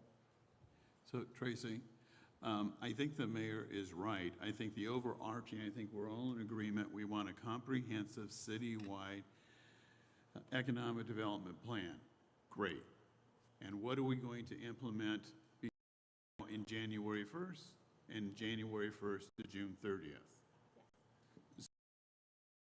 Code enforcement, we have mentioned it a lot during the preparations of the budget. You can have 10 people fully staffed. What are they doing? Where are targeted? What is the strategic? Doing businesses? What do we want them to do? And I think that could be a very okay community development. Here are 3 targeted areas. These are the resources we're going to devote. This is what our outcome looks like, and go do it. So I hear 2 things on the table. I hear Council Member Torres Walker suggesting that more code enforcement be hired. Is that still? Well, the other 2. No, Oh, I'm sorry. I didn't understand you. what I was suggesting was that staffing was already to code enforcement. The city manager just gave us an update and saying it's not necessarily the staff levels, it is the structural deficit and the programs that need to be addressed to effectively move forward so we can start seeing the results of our expectations. And so that's, I hope that's clear. You just made it very clear. Thank you. I appreciate that. And that goes back to then what Councilmember Freitas was saying about having a plan within this on code enforcement. Am I getting that correct? Like you want to know, or some kind of plan. I hear what I feel like you're both saying this needs to be more organized, or you want a plan of how and where the people are and what they're doing. I don't want to speak for Councilmember Freitas, but it sounds like it's already a plan. We just need to be informed on what it is. Thank you. I just want to underscore something. None of us talked about it, but we do have a general plan, and there are specific items in the general plan. Meredith is here with regards to economic development and with regards to strategies and things of that sort, and that's a whole subject, in and of itself. But it's a general plan, and I think the council is frustrated that we need the specific plans. Here are 3 things to do between now and January 1st, and here are another 2 things from January 1st to June 30th. A specific plan and to inform council of what it is. Specific action, period. Okay. We want code enforcement to do it. Top on my list, what do we do it? You see it, you click it, what do we see? Yeah, that's been a failure. If there's anything I learned in the campaign, it is failing, and it is a source of great frustration and anger. We all get those people. I've contacted them 15 times and never received anything. That would be nice to overhaul immediately. Okay, so I'm hearing a very measurable item and a specific information plan for what is happening you said it so beautifully, in your structured deficiency in the program that the city manager talked about, and how can we fix this? Does anybody object, before I turn to the city manager, to that being an action item by January 1st? Because just for clarification, See, Clicks, Fix will be a part of that Yes, plan, I pray to right? God. Because it's a part of the code enforcement program. And you so said See, Click, Fix. see, It's- click, fix. Okay. Yeah, it's, it's, Yeah, I think, let me know when you want me to talk. Okay, I'm going to hold you off on you for just a second, okay? Thank you. I'm sorry, I'm hearing like 2 things, and correct me if I'm wrong, I'm hearing 2 things. So I'm going back to, am I on? Yeah. I'm going back to what the mayor said about the plan. However, there's some items that need to get done before, it's created, that's going to take some time. So I'm hearing, I don't know if my other council members are hearing, we have the plan, the strategic plan for economic development that needs to be developed and created.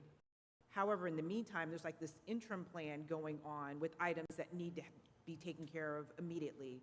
That's what I'm hearing. I'm not sure if anybody else. Monica? No, we're all hearing that. We But I just want to make sure because, heard the mayor say, if we're gonna have a larger plan, it's going to take longer, like a bigger plan is, so maybe we can identify some things that could take place in the interim. so the Code major enforcement plan and came the up interim as plan. one of those things. And that's what I'm just trying, I want to make sure I'm hearing that, because I'm Well, hearing look, kind of Yes. about the major, the bigger plan, and then an interim plan while the plan is. Instead of saying plan, I think, number one, have a comprehensive citywide economic development plan, period. We want, I think what the mayor has suggested, I think we're in agreement, and starting between now and January 1st and January 1st to June 30th, specific action steps like see, click, whatever. You know, Fix the see, C-click click, fix. fix. I mean, from my perspective, it is a disaster and a great anger. So for me, I to correct that problem. So there's a plan, 3 or 4 immediate action step. I think we're on the same page of that, except Councilmember Wilson is correct. We have not finished this topic of the big strategic plan, because there's not enough to that. But we are correct that this topic has not been completed. So I have now a structured plan. I forgot we're not calling it a plan. What did you just say we're calling it? Initiative, thank you. A structured initiative within code enforcement, and it's going to be specific action items by January 1st to inform, the word inform was used, council, on what the next steps are, and see, click, fix has to definitely be part of that. And Nicole's taken really good notes for us, so thank you. That is the first thing. I was going to turn it to the city council, but Mayor Bernal and Mayor Pro Tem, you have not joined in. I have a question. So under the structural, the thing that's going to come by January 1st, this structurally what's happening, what isn't happening, does that include bringing forward or establishing what is weak in our current ordinance so that then we beef it up and make it strong? Because my goal is that we don't wait. Code enforcement needs to be out there working as we speak right now, and we beef things up as quickly as possible. We don't wait until January 1st to then find out what's wrong, so then we can talk for another 3 months about what we need to beef, So I would like the ordinance or whatever drives our actions as these or areas that we address those concurrently. To wait till January. I would like that to Right. happen. We can talk about that when I return to the city manager, because we haven't asked her what's reasonable yet, but we will get there. Okay. I think that's really important, and I got that down. Does anybody disagree with that? All right, Mayor Pro Tem. I think when I put down fully staffed code enforcement as part of economic development, I think what I meant with because I think I wasn't the only one that wrote that, I think it had to do with more of what we're talking about now. It's not the number of employees, it's how the work's being done, right? And if we're like at 8 and have 2 more to hire, if we're at 9 and need 1 more to hire, whatever that number is, we need to make sure that whatever actions are being carried out is what we want to see happen effectively and work with that. So And- it's not the number of employees, maybe it's the work. So I'm going to summarize and turn it over to the city manager, and I have great notes for all of us too. But for this structural initiative, to get that done and to inform council and to fix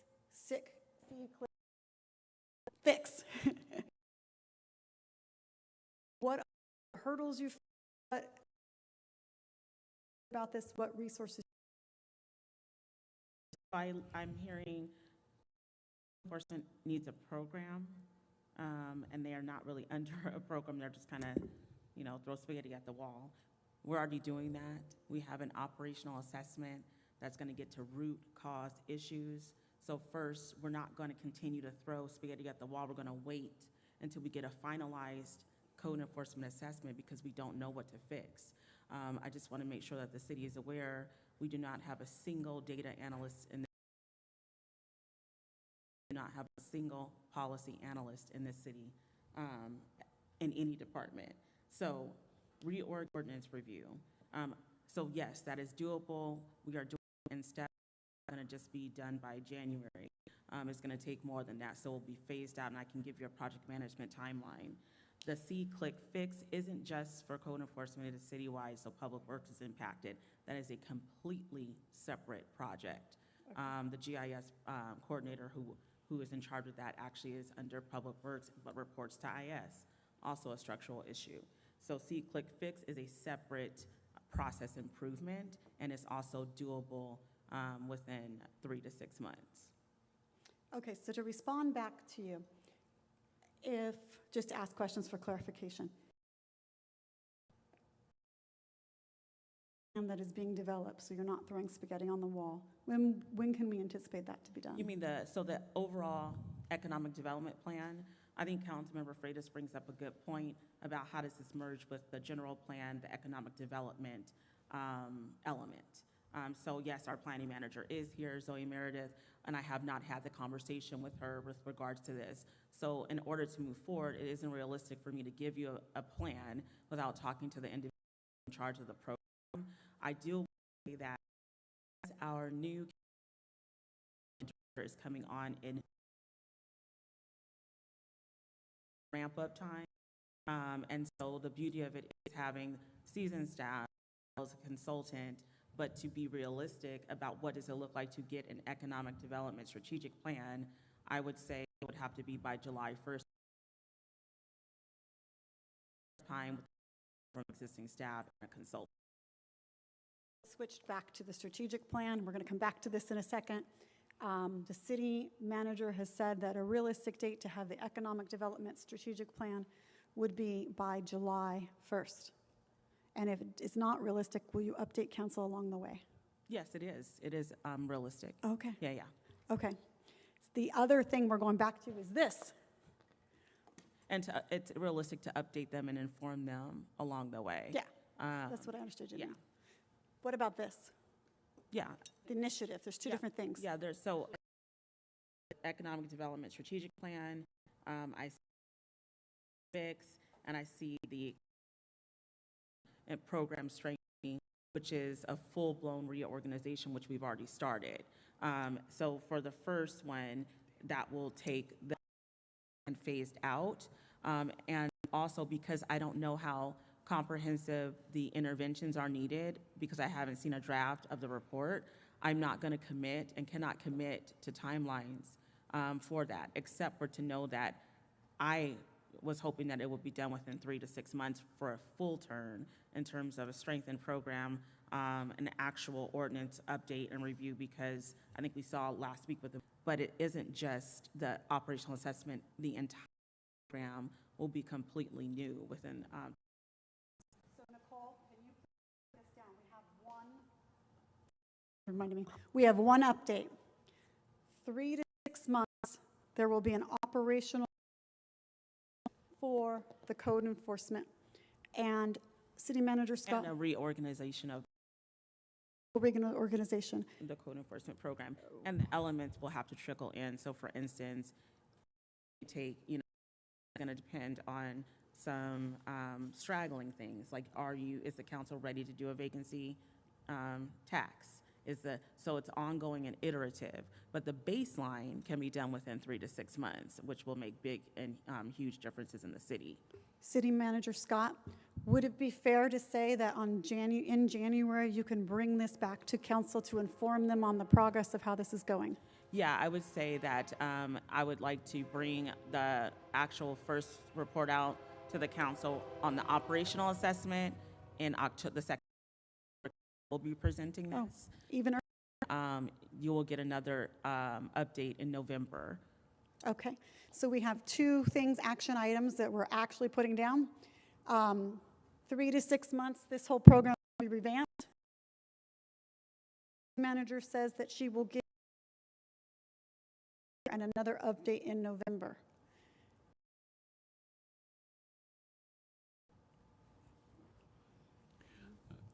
Yes, let me just, also, we have a grant writer, and so we're going to be throwing a lot at the grant writer, but I think that this is also a part of the economic development plan. You know, we talk about revenue from sales tax, property tax, but also from grant and outside sources. And, you know, we really haven't talked about that, but it is an overall strategy for the economic development comprehensive. How do we utilize either whatever, you know, has to be a part of the overall strategy. Nicole, can you put that in the notes, please? I'm doing that as an action item because we only give her 3 things, but recommendation of the grant.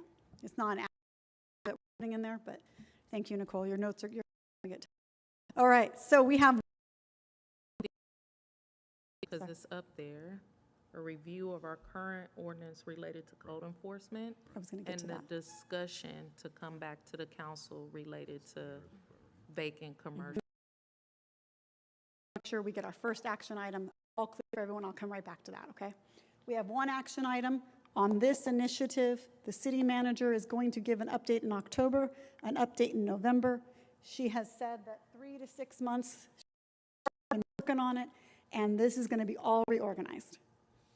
That's the first action item we've put under economic development. Everybody good? Any objections? First action item, yay. Second action item, back to what you were saying about the ordinance. Okay, so I heard that there's no policy writer, and I don't know if what you would like to have for the ordinance. Can you be specific on the request? I don't understand what you mean about us not having a policy writer. Our city attorney works on I'm just writing quoting her. Yeah. So, policy. oh, they're talking about it right now. Our city attorney works on reviewing and writing policy for the council. So I don't know what you mean by we don't have a reviewer. What does that When you say mean? policy, do you mean ordinances? Ordinances are policies, yes. So I was reading what the manager said, and I know that she's been talking. I would just make one correction when it comes to, the city attorney's office does review the policies, but doesn't, that's more, it would come from the city manager's office. We would review the policy to make sure it's legally sound. However, when it comes to ordinance writing, yes, that would be Yeah. the city attorney. The ordinance, Yes. like what's up there on the board, it say ordinance. Yes, So that will be the city attorney's. if the ordinance review would be the city attorney's office, and with this particular one, this is something that we could review to see what could be used to strengthen what we do. Maybe there's certain legal avenues that already exist that are not being used too. There's a number of different things that we could look at, but that is definitely something the city attorney's office would be involved in. So I hear the city attorney's office is going to work on strengthening the ordinance. And what time frame are we looking at for you to bring that to council? And Nicole, this would be a second action item. We've only done 2. Well, it was requested a while back, so it's already on the list that's supposed to come back within, I believe, 90 days. Okay, and how far out are we from that? I have no idea. We just did a review, but I don't know where it is on the list. And I can look, I know that we have a backlog because we had a lot of the budget up until June 24th, and now we're catching up. So the council reviewed the entire 90-day list 2 council meetings ago, so the items will start coming back shortly. As to this, though, this isn't insurmountable. I believe that the city attorney's office can take this now. So we don't need to wait till it comes back on the 90-day list, and it's the right time because we're doing the code enforcement overview anyway. And I love clean rules and lines of who's doing what. So for this action item, it's the city attorney's office, and it is ordinance review on the weaknesses in the ordinance for code enforcement. When is that reasonable to the city attorney? I think it would be reasonable to do it when the code enforcement assessment is completed, so then we could see where the weaknesses lie and because, we're not exactly aware of what it is that code enforcement is or is not doing, what they're not availing themselves of. Once we have the assessment, we'll be able to look at that, and we can then compare it with our current ordinance and see where it could be strengthened, or what we could do that would not necessarily require a full ordinance rewrite.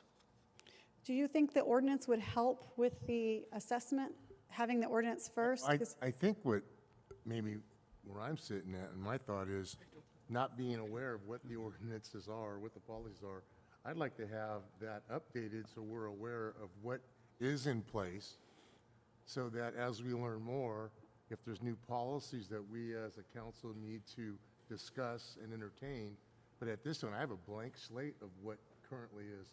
I had asked at the last council meeting, as a future item, what our public parks policies are. I don't know if there's a time that they shut them down or they open all night. So to me, I really think we need the city attorney to review what policies are in place so that we have a better understanding of where we're at, what's being done, and what's not being done. And maybe we need to then discuss as a team on what we see the gaps are. I like clarity, so I'm having a issue right now, so I want to clear some things up.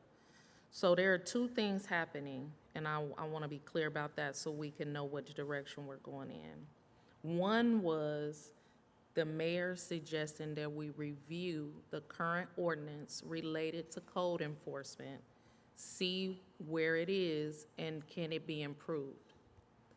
Two, was the request to bring back a discussion around strengthening said ordinance with the potential of a vacancy, the potential of a commercial vacancy tax. So those are two things. So now that we clear, what are we asking staff to do? Because I want to. That's what I heard too. Mayor Bernal, is But that, I don't know if City Attorney Kundinger was thinking of it as two things? two separate ordinances, or, I'm not, I just want to know. And where you- before you answer, I'd like to ask Mayor Bernal if that's how you saw it, because that's how I heard it. Yeah, I see it as two separate things. One being an existing ordinance that's in place that we would understand how it is or isn't being implemented, where its weaknesses lie, and where the council would like to see us beef it up, as one thing. The vacant building, or building vacancy ordinance, I see as a separate thing that would come to the city council as a new and different way of addressing this issue of blighted and vacant buildings. However, I don't know if they could be combined into the same ordinance and make it simple so we don't have two separate ordinances, would be my question to the city attorney. I'm not prepared to answer that right here. It's possible that with this vacancy tax, that may be a whole nother process, because if it's a tax, it would have to go to the ballot, which could be a whole nother thing. So it would probably be better to look at the code enforcement piece first, and then look at any taxes as a separate and discrete issue. And that's kind of one of the things that I was saying, is where the operational assessment would be very helpful for the city attorney's office, is to see where things stand with code enforcement right now, so then we could see where the failings in our ordinances are, or if it's an operational failing, or if it's an ordinance failing. Because there may be certain avenues that code enforcement, that the city's not availing itself of. Things like receiverships, things of that nature. But the process would have to be set up in code enforcement first for the city attorney to then be able to take legal actions following that. And that's where I think the operations assessment comes in first, and then once we have the operations assessment, we can then do the review to see where the failings are, whether they're with the ordinance or whether it was an operational failings, and then seeing what we legally can do to expedite the process. Council, do you mind if I help? I hear them overwhelmingly say they want a review quickly of the current ordinances. And maybe that doesn't mean legally you can make recommendations to change, but you've had one council member that says he hasn't even seen them, and I think this would be a quick, easy win. Could you be willing to go to council and give a review of the ordinances and maybe compare them to other cities and see where we are weak or strong? Yes, I could do that. Great, thank you so much. Is that what council's looking for? When could you do that by? Sorry, what was that? What meeting could you do that by? I want to make sure I give you reasonable time.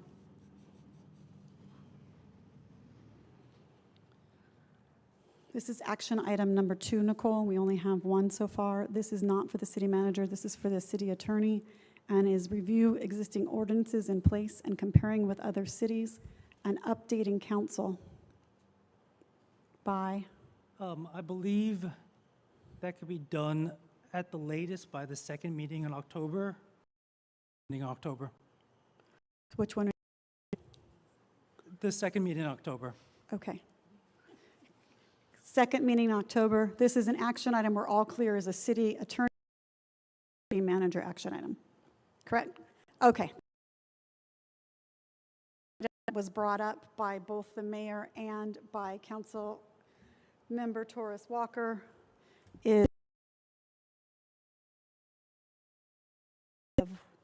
And is that something you need to wait for, or is that something you could do now? Sorry. I'm sorry, what was that? The second item, and I think this is more time, the building vacancy and ordinance review. Unfortunately, right now, I don't have an answer as to when we could get that done, just based off of everything that's going on with the other legal things that we have. And I would have to discuss it with the city attorney, so I don't. Yes. Okay, when can you have a date on that? When would it council and say, hey, this is the date we got by? I can discuss it with the city attorney this week to see when he thinks that we could have a reasonable time to address that. Could you, the same October 2nd, and I don't know, because I don't know what it takes to do these things, by the second meeting in October, could you give information to council on that date? I cannot promise to that. Okay. It got to come back anyway at some point because it was requested on the 90-day list. So you have to discuss it now because it's got to come back before the 90 days is up.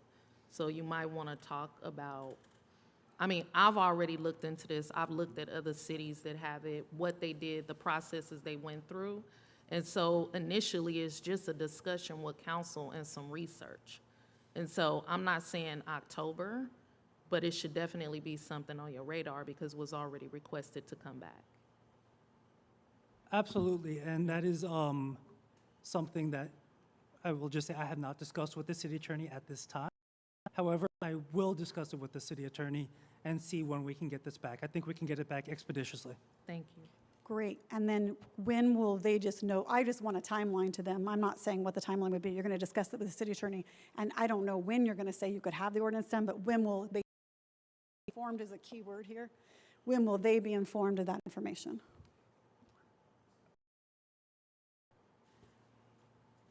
An email was fine. Perfect.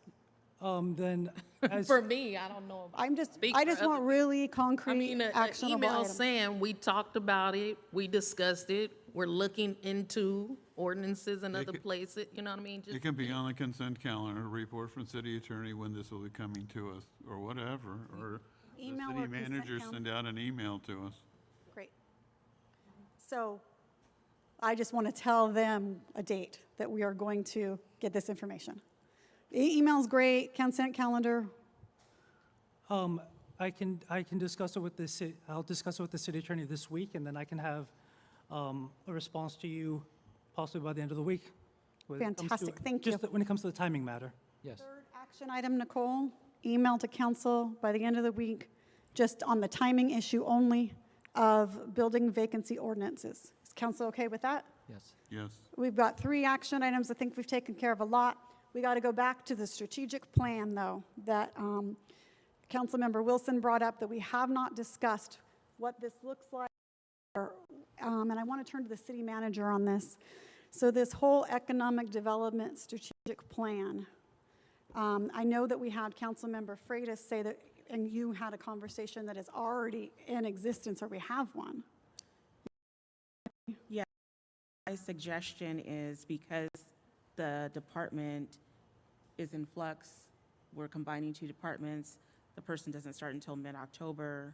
We have a general plan that I believe council just signed for the consultant on, I can only come back with a project management plan because there are too many people, including our interim director, that I have to talk to. That hasn't in order to started Find yet. out what the bandwidth is and onboarding plan, getting somebody up to speed, all those things. It isn't like I can just say, I'm going to turn this around. Right, by it's like May what the 1st. mayor said. Yeah. So when would you like to update council on that? Maybe So I January? believe that we can have to talk to the interim director. I'm looking at him right now. He's funny because a lot of my directors are behind the board. So they are They're like, hiding. it's it's almost like You want to know, flip the board up for, superhero yeah, flip the signs. board halfway? Yeah. No, you just flip it, you can just flip it up. Expose everyone. So all I'm Look at asking is, 3 of them right there, just 4 of them, 5 of them. Look at them. all I'm asking is when would be a good time to inform council about this plan? Yes, so Director Storer, do you think we can do 6 weeks out, or yeah, come on over. Put you in the spotlight here. If I can just interject, the general plan update will include all of the different elements, the mandated elements, but we're going to be doing an economic development element. And so the question is, do you do that before or after or during the update? A strategic plan would be something separate from that, which when we do develop the element under the general plan, it would have to be. We are in the general plan, as city manager said, for the contract to get that process started. We hope to announce that to the public within the next few weeks. We'll begin that whole process, a 2-year process. So the question is, how tactical or surgical do you want to be in developing a very specific economic development strategy? Yes, and I just want to let everybody know with our limited budget and bandwidth, we don't want to have 2 things, time waste, and rework. So I would say please crosswalk the 2 in terms of the general plan and the strategic plan, because this is where you're going to get the comprehensive root cause and needs assessment of the community is the general plan. That's a bigger, like I can't speak for the whole council to know what the strategy is for economic development. So I think the right language might not be strategic plan, but be some communication around this is our economic development strategy over the next year. Yeah. And like what it could look like. I'm just trying to think. Yeah. Maybe strategic plan isn't the right language. So if I yeah, sure. Yeah, I think that what Councilmember Torres Walker is absolutely, what she's saying is absolutely correct. So instead of the big gaudy strategic plans, we would need a 1 to 2 year action plan. And so one of the things that we've already started is, and the mayor asked for this information and we developed the survey. How are our biggest 10 top, I don't even know, I'm tired, haven't eaten that one, employers, how are they doing? Have we gotten out to them? And then how are our 10 newest businesses doing? And have we gotten out to them? Sort of like Councilmember Freitas, like who has 25 or more employers? So if you're asking for an action plan, I do believe that we can have an action plan within 6 months that can get us through the 1 to 2 years. I will defer though to our director. Yes, that certainly can happen, but let me just be clear. You have an economic development strategy, number 1. That's your existing general plan. So you've actually created a very specific, it's got good goals, policies. Please don't think that you have a terrible economic, it's the implementation of it. So there's specific things you can target within the existing plan. I'll guarantee you right now, won't put my house on it, but close to it. But your policies and objectives that will come out of this new general plan economic element are not going to be that far off from what you already have. It's the method of implementation. So was it 3 or 4 years ago that we did a targeted specific plan for our city? I think 2019, I could be wrong on the date. That does do some things. You spend a lot of money to do that. So we can take pieces out of that and still work within the umbrage of our existing general plan.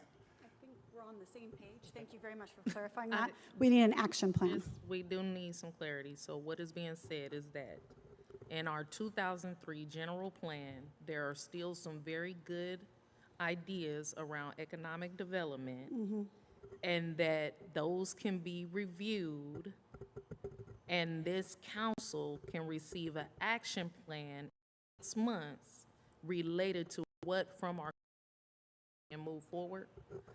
Clarity. I think that's great. Is that what's being? Yep. Oh, great. I agree. Look, I mean, there's wonderful information in the vision plan. The question is execution. And I suspect that our economic development plan has lots of wonderful elements. But how are we going to execute? I mean, that's really the action plan that I think we're all kind of frustrated, anxious, and tired of waiting. And we want to move. Yeah, and so, yes, so I'm hearing you say, and our director has agreed to this, we're going to crosswalk the 2003 general plan economic development element. We're going to see what still applies to Antioch today with some of the things that you've written down, for instance, Councilmember Wilson's, we will do a sector review. We'll come back to you with a project management plan that has 5 or 6 different elements that we're thinking in terms of the action plan. So we'll come back to you with a draft, hopefully within 4 months. We'll go back and forth, and then we'll have a final draft for you to review in the 5th month, and in the 6th month, vote on it. Nicole, this is another action item that we are having. We're going to call it Economic Development Action Plan, and we are going to have an update in 4 months with a draft. And 4 months from now would be when? Somebody do the math for me. We in March? January. January is 4 months from now? Okay. We're going to have, by the end of January, a 4-month draft action plan for economic development. And by the end of March, we're going to have, after council's made their choices, a final review. we're just taking a break in a second, but I want to read, I'm sorry, go ahead. Well, I want to say, add one thing. So the action plan, to the extent that the general plan is in it and other plans that have been done, I think the city council has identified the things they want to have done. So I want to make sure that we're not going off on general plans and plans that were done in 2019, and we miss the things that council has identified as our priorities. Can you take a picture of this board and incorporate those things in your plan? Is that good? That's good with me. I just want to make sure the rest of the city manager, the rest of the council. Yeah, that's why I was, doing the sector review, all the things you said in here. So the 25-plus businesses, what are the underutilized area? What are the incentive packages? So the action plan is really only what you've suggested in terms of the elements, because all is sunset into the general plan in 2 years. Okay. Really good list, and I'm going to actually add a picture of that board so that everybody has it, and we can make that list the priority. Nicole, I'm going to ask you to read back before we take a break. We have just finished a priority with very specific outcomes. I'm so excited. Can you read those back? The ones I said, Nicole, this is action item. And real quickly, can I say one more thing before Nicole reads? So I just want to make sure that the whole council, if we have any questions or are unclear, this is the time we would ask them to, Yes. because, we're going to move on to the next thing, and Yes. everybody make sure all their questions are answered. So. Good point. Thank you so much. Sometimes I just keep moving forward. I appreciate that.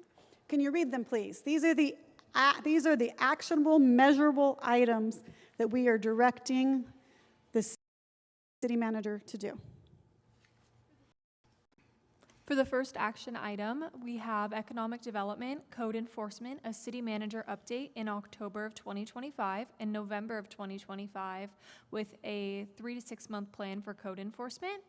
For the second action item, specifically for the city attorney, a list of ordinances that compare and which Kevin believed that he would be able to do by the second meeting of this October, the year 2025. The third action item, also belonging to the city attorney, would be an email to council by the end of the week about building the vacancy ordinances. And the fourth action item would be the Economic Development Action Plan within the next, with the drafts from City Manager Scott coming in the next 3 to 4 months. Which would be on March? I'm sorry, by January? By January of 2026, and then a final in March of 2026. Any questions, objections? Did everybody agree that's what was agreed upon, City Manager Scott? Are you okay with that? Council okay with it? This is hard work.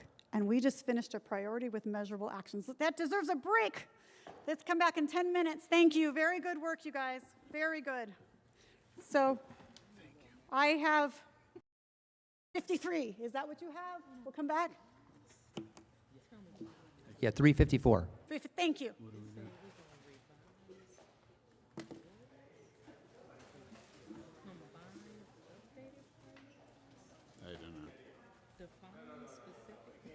I don't know. They're just words to me.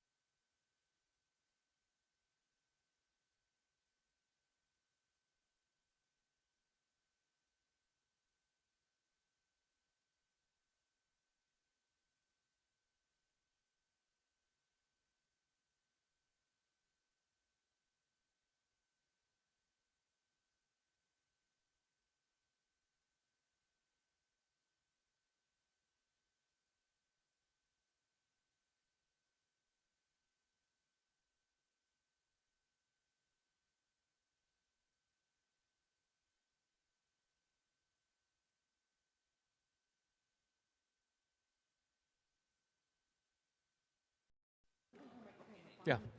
Mine's on. Ron, mine's on. It doesn't, oh, there it goes. All right.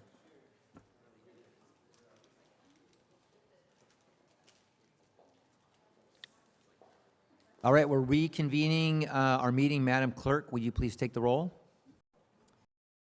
Thank you. Councilmember Freitas? Present. Councilmember Walker is not present at roll call.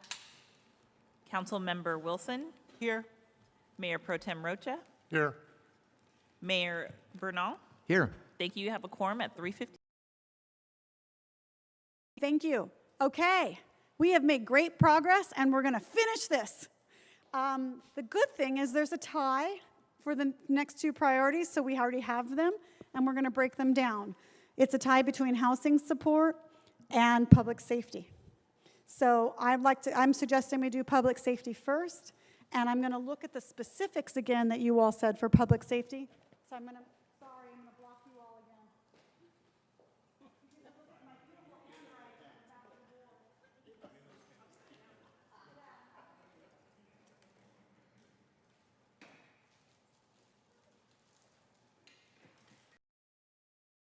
Councilmember Wilson and Mayor Bernal, you did such a good job last time. Can you take notes when I read these off? Yes. Thank you. So under public safety, I have fully staffed.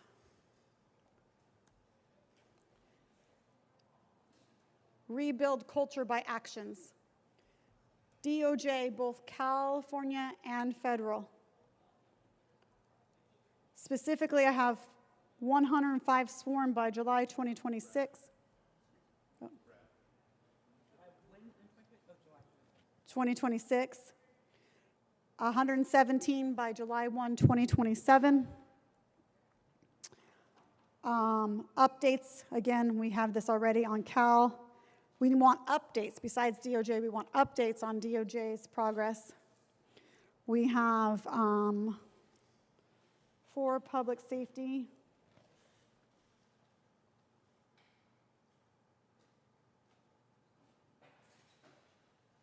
That's what I have. Does anybody have anything else? All right. Pardon me. For the record, Councilmember Torres Walker has returned at 4 p.m. Councilmember Torres Walker, we have tied on two things that we're going to make priorities. One is housing, because two of you voted for housing, and the other is public safety. So we already have our next priorities. Now we're just breaking it down. I guess I would like some So for me, public safety isn't just police. We're going to do that now. So if we're talking about public safety solely in the context of police, it's difficult for me. So if I could get some clarification. That's what I'm going to have you all vote on now and do. Okay, so we have a list. We're going to all take the right what you think specific public safety definitions and goals would be. So Councilmember Wilson, thank you so much for taking those notes. Can you read them back, please? And you can add to this. Sure can. So fully staffed, rebuild culture, DOJ, state and fed, 105 sworn by July of 2026, 117 sworn by July of 2027, and DOJ updates. So I'm going to ask each of you to write down either from that list or your own what you think three specific objectives for public safety is, and your and then I'm going to give each of you 3 minutes for other council members of why you put those things down.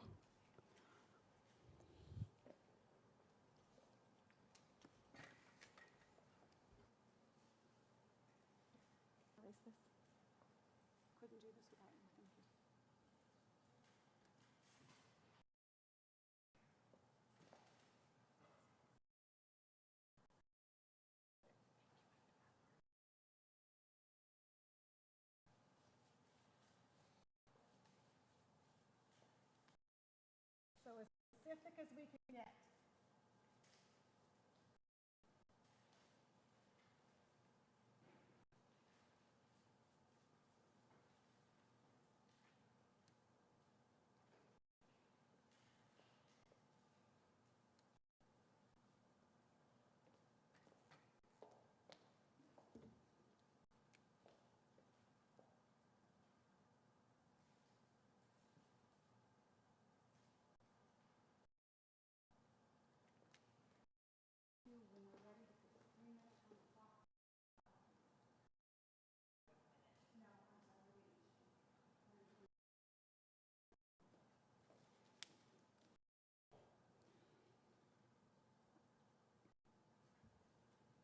Thank you so much.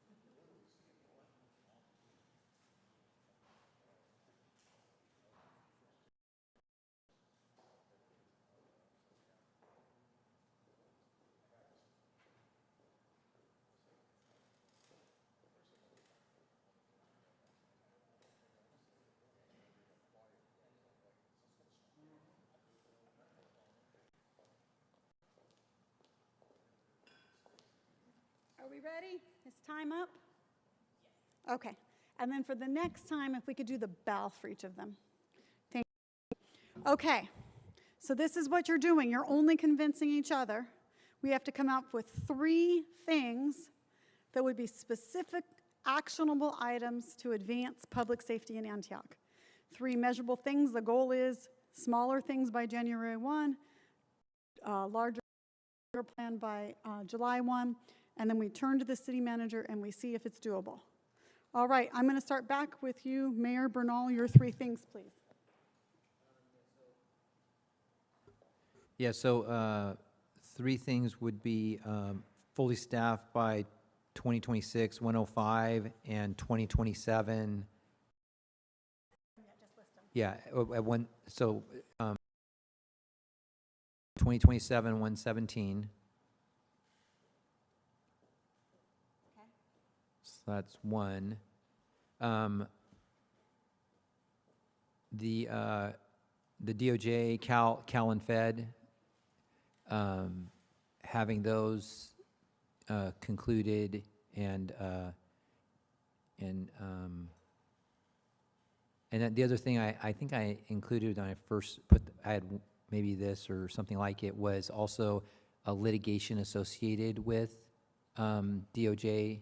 So that'd be this. It'd be kind of together with Cal, DOJ, Fed, and associated litigation. I would just say. Okay. So that's 2 things then. Right, 2 things. What's your third? If you don't have to have one, if you don't. And then the third thing is the updates on the DOJ progress. Okay. So before I'm going to have you set the timer for 3 minutes, not quite yet, I just want to comment to you that as a prosecutor DOJ progress. who worked with DOJ, we have no control over.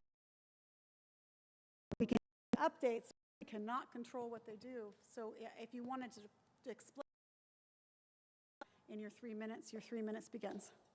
So when it comes to, obviously, US DOJ is done, and we're in the middle of operating that. Cal DOJ, they're going to go as slow as they can, that we are available when they want to meet, to make it a priority to conclude that negotiation. So we, if they want a meeting, we make ourselves available if we're possible. Litigation, again, we can drag litigation out, or we can be assertive about it, and I want us to be assertive about concluding litigation. Okay. And Bringing it to conclusion. the fully staffed, what would you like to say? I would like to say that, that when it says 2026, that would be the July 1, 26. So January 2026, we can make an intermediate number, but again, that depends on, I think we're at 83 right now, so we could say 90, okay, we could say 95 by July, and 105. Explain to your co-counsel why. I mean, you got the timer Why on, right? 105? Because that's what we budgeted for, and before we went from a 2-year budget to a 1-year budget, we had discussed, and I believe had consensus on 117 for 2027. So I believe that's the right number. The police chief, when asked about what adequate staffing looks like, he indicated something in the 130 number, which we know that there's no way at this time we could afford something like that. So I believe 117 is a number that is not ideal by any means, but it at least gets us closer to a number that's better. Thank you. Madam Clerk, do you have the buzzer going off too on these? Yes. He has it. You did it very efficiently. We reset the clock for 3 seconds because you just interrupted me. And then just updates on DOJ. I think it's important that that the council and the community are just aware of where we stand on our progress with that, so that we can know that we're doing well. And it's to me, it's the reports are showing the community how good of a job we're doing. So it's an ability to do a shout out. It isn't so much trying to find issues. If there are some, we definitely want them to be identified. So we just to make sure there's no surprises. Thank you. And I'm only asking for the buzzer so that I could treat each council member fairly and we can move on. So I just want some clarity, Mayor Bernal. The only action item for litigation and DOJ would be to continue to meet or make sure you're having meetings with them, not the update action item. I'm talking about the middle one here. Yes. That's a little harder to have as a prosecutor clarity on because they do their own schedule. So you would just like to make sure that we have meetings and we meet with them. So, for example, I understand that the city manager and the city and the police department and the city attorney's office have been very diligent about meeting with Cal DOJ when they want to meet, and with litigators on litigation we're doing. And I would just like for them to continue to make that a priority. I know that it takes away from other things, and that's why I think it's important to do that. Now we have an action item. Okay. Thank you. Because litigation is never over till they want it to be over. Thank you. I think that's a much measurable action item. Mayor Pro Tem, you're up. 3 minutes, Madam Clerk, please. Mine's fairly similar. I think with the DOJ, though, that there is already an established timeline of 3 to 5 years, and we're hopeful that we can accomplish it in 3 years. I think that is the way that it's written up already. So we are just wanting updates to make sure that we are in step with meeting those goals and objectives. So I have 2 for DOJ updates. Yeah. Gotcha. And What's next? Then the one that I don't see up there that I had mentioned was about community policing, and that could be, I guess, part of the DOJ agreement because the police reform initiatives are written into that document. But community policing in terms of, interacting and community engagement so we can rebuild the trust. Do you have a specific action item for that? I'm trying to think how we would put that in. Now, I know there's 2 items that this APD is working on, which I think kind of falls in that direction, maybe not completely, was that opening substations. One has already been agreed to and is in process. That's in Sycamore neighborhood. That's in District 1. The other would be at Pruitt Park. I believe it's District 4. Is that right, Monica? Pruitt Park, yes. Yeah. Pruitt Park, District 4. So as police staffing is increased, we're looking to have 2 substations that would provide in the community to promote that engagement. Thank you. I'm gonna do my cross-examine of you like I did Mayor Bernal. Is this reasonable if we haven't done this? Is this reasonable until we hire July 2021? What specific action items are you suggesting on these 2 areas? Well, I think the substation in Sycamore the goal would be this fall, right, or winter? Yes. I don't know about the Pruitt Park. I know that's a discussion, but I don't know if it's actually moving forward or not. Okay, so we'll ask the city attorney in a minute, but I put down action items, substation Sycamore fall. And the city manager probably knows that, or the chief. City manager, we can ask her, but let me have everybody talk and then I'll. Thank you. But that's pretty much what I had. Councilwoman Torres Walker. Come to me. So one is that a great majority, if not all, structural deficits being addressed, meaning that the city overall is fully staffed. you a question on that? By divisions, districts, is that what you're talking about? For all departments, is fully staffed. Oh, okay. This isn't just under public safety. It is a matter of public safety to not have every city department staffed and I meeting understand the you now. needs of residents. Okay, so city overall. And do you think that can be done? Did you have an action plan for that for January and July?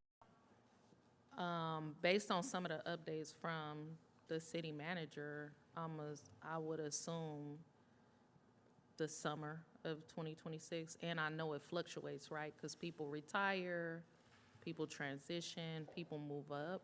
As long as the structural deficits are addressed and we are running at full capacity for all our residents, that would be. Both substations up and running in Sycamore and in Southeast Antioch in January of 2026, because I was informed by the city manager. We all were informed in the last council meeting that it would take another 4 months because some things are on back order, so I'm projecting January. So just put 2 of you on that one, so. And then another one related to public safety is a 10% increase in outside funding coming to the Department of Public Safety and Community Resources for the violence prevention sector and youth network services.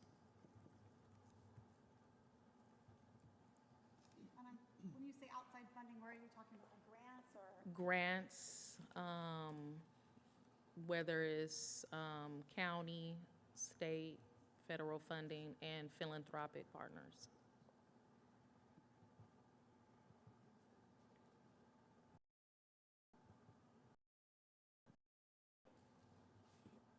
Right, and I only didn't write your second one because you and Councilmember Rocha agreed on that. All right, Councilman Wilson. Thank you, Councilmember Walker. Thank you. Also kind of tapping off of what Councilmember Torres Walker says, I also view healthy communities under public safety, but specifically drilling down more into our youth engagement. As far as safe places, their voice around policy when it comes to public safety. Can you put that in an action item for me? And I know Ms. Montserrat is looking at me like, what are you talking about? Because I want to compare. I would, We might have two votes on that specific item action probably to have more youth input coming into council. No, to more youth input coming into council by July of next year in regards to public safety. Thank you for putting an action item. I didn't mean to interrupt you. Can you tell me your others? Oh, my others, very similar, rebuild culture between the community and the police department. And then DOJ, I was gonna say DOJ updates, that's already up there. For there, can you put the culture between the police department